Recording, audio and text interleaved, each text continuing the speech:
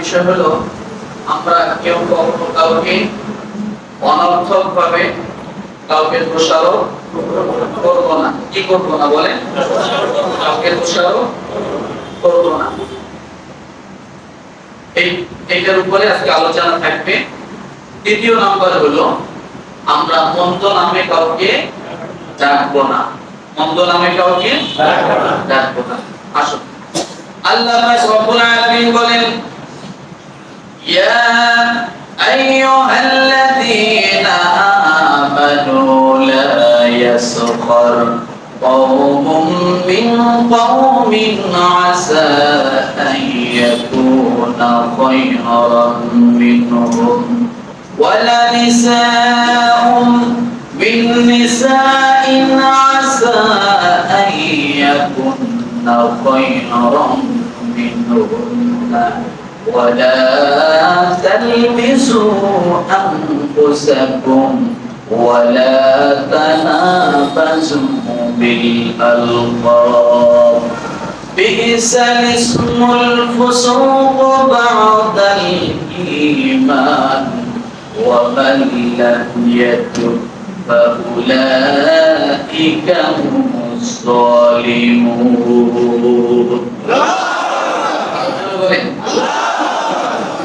মুমিন পুরুষ আর নারীরা শোনো, উপহাস কেউ কারো করে না যেন। মুমিন পুরুষ আর নারীরা শোনো, উপহাস কেউ কারো করে না যেন। কারণ উপহাস তুমি করিবে যারে তোমার থেকে উত্তম হতে সে পারে। করে দিবে না। কার কথা এগুলা? আল্লাহর কথা। আল্লাহ বলেন, উপহাস তুমি করিবে জানে তোমার থেকে উত্তম হতে সে পারে। একজন অন্য জনের দোষারোপ করো না, অন্য কোন নাম দিয়া কাহাকে ডেকো না। কে বলেছে কথা? একজন অন্য জনের দোষারোপ করো না, মন্দ কোন নাম দিয়া কাহাকেও ডেকো না। ঈমান আনার পরে মন্দ নামে তাকে তাহার গুনাহ হবে। কেউ যদি ডাকে কি হবে? কি হবে? ঈমান আনার পরে মন্দ নামে তাকে তাহার গুনাহ হবে। কেউ যদি ডাকে এমন কাজে নয় বিরত যারা, প্রকৃতই অত্যাচারী সেই লোক তারা। এমন কাজ নয় বিরত যারা, প্রকৃত অত্যাচারী সেই লোক তারা। আল্লাহ বলেন, ও দুনিয়ার মানুষ, তোমরা কেউ কাউকে উপহাস করো না। তুমি যার জন্য যাকে উপহাস করবে হতে পারে যে সে তোমার থেকে উত্তম। কথা ঠিক কিনা? আল্লাহ এই জন্য বললেন, কাউকে তুচ্ছ তাচ্ছিল্য করিও না। এমনকি দ্বিতীয় কথা আল্লাহ বললেন, ওয়ালা তালমিজু আনফুসাকুম, তোমরা কেউ কারো দোষারোপ করো না। কি করতে নিষেধ করলেন? দোষারোপ করো না। কারণ আল্লাহ বলেন, এমন কোন দোষ তোমরা খুঁজতে যেও না, দোষারোপ করিও না যে দোষের কারণে একজন মুসলমান অন্য মুসলমানের ইজ্জতের হানি হয়। কি হয়? আল্লাহ নবী বলেন, একজন মুসলমান আর একজন মুসলমান হলো আয়নার মতো। কিসের মতো? কিসের মতো? আয়নার সামনে আপনি যখন দাঁড়ান, আপনার মুখের মধ্যে কোথায় দাগ আছে আয়নায় ধরে দেয়। আপনার কোথায় একটা বরুদ উঠেছে আয়না বলে দেয়। আপনার কোথায় একটি কালো দাগ আছে আয়নার সামনে স্পষ্ট হয়ে যায়। কিন্তু আয়না কারো কাছে বলে বেড়ায় না। কথা ঠিক কিনা? সে নীরবে সুন্দর করে আপনার দোষগুলো খুঁজে খুঁজে ধরে দেয়। তোমার মাথার এখানে এই সাইডে এই সমস্যা, তোমার চেহারায় এই সমস্যা, তোমার জামা এখানে একটা সুতো দেখা যায়, সুতোটা তুমি কেটে নাও। কিন্তু আয়নার দ্বারা এই দোষটা কারো কাছে প্রকাশ হয় না। আল্লাহ নবী বলেছেন, ও দুনিয়ার মানুষ, একজন একজন মুমিন যদি কোনো কারণে অন্যায় করে ফেলে, কোন দোষ করে ফেলে, কিন্তু তাকে এমন ভাবে শুধরায় দাও সে যেন তোমার প্রতি সন্তুষ্ট হয়ে যায়, আর তার দোষটা যেন সে শুধরায় নেওয়ার জন্য সুযোগ পায়। কথা লিখবে না, কি নেওয়ার সুযোগ পায়? তার দোষটা যেন শুধরায় নেওয়ার সুযোগ পায়। এমন ভাবে তার দোষটা তুমি বর্ণনা করলে, মানুষের সামনে ইজ্জতের হানি করে দিলে, মানুষের সামনে সে মুখ দেখাতে পারে না, লজ্জা পেয়ে গেল, শরম পেয়ে গেল, কষ্ট পেয়ে গেল। আল্লাহ নবী বলেন, ও দুনিয়ার মানুষ, এমন ভাবে কাউকে তোমরা কষ্ট দিও না, কারণ কিয়ামতের ময়দানটা এমন হয়ে যাবে, সেদিন মানুষের সমস্ত দোষ গুণগুলো প্রকাশ হয়ে যাবে। কথা ঠিক কিনা? আল্লাহ নবী জনাবে মুহাম্মদ রাসূলুল্লাহ সাল্লাল্লাহু আলাইহি ওয়াসাল্লাম মসজিদে নববীর মধ্যে বসা, একজন ইহুদি দৌড় দিয়ে এসে রাসূলকে বিচার দিলেন, ইয়া রাসূলুল্লাহ,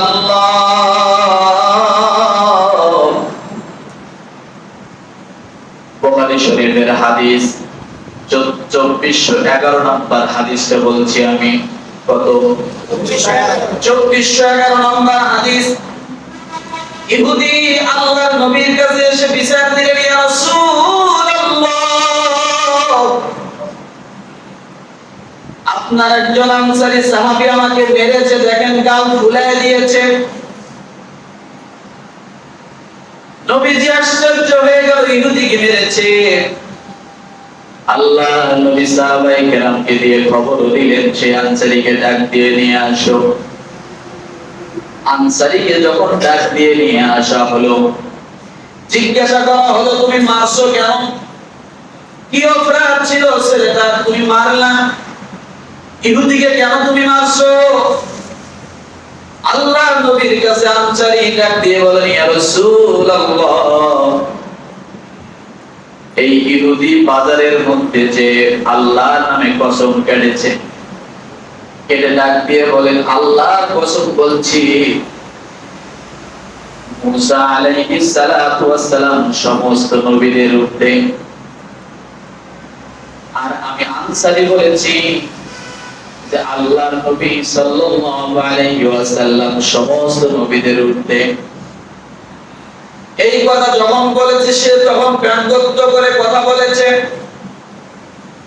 আমি সহ্য করতে পারিনি ইয়া রাসূলুল্লাহ, এই জন্য আমি তাকে একটি থাপড় দিয়েছি, মার দিয়েছি। আল্লাহ নবী বলেন, আনসারী তুমি বসো। আল্লাহ নবী নিজেও বলেন, বুখারী শরীফের 2411 নম্বর হাদিসটা পড়ে দেখেন। আল্লাহ নবী বলেন, কিয়ামতের ময়দান যখন অনুষ্ঠিত হয়ে যাবে, ওই দিন মানুষ সব বেহুশ হয়ে পড়ে রইবে, বেহুশ হয়ে যাবে মানুষগুলো। কিয়ামতের ময়দানে বেহুশ হয়ে যাবে, সব নবীরা বেহুশ হয়ে পড়ে যাবে, আমি নবীও বেহুশ হয়ে পড়ে যাব।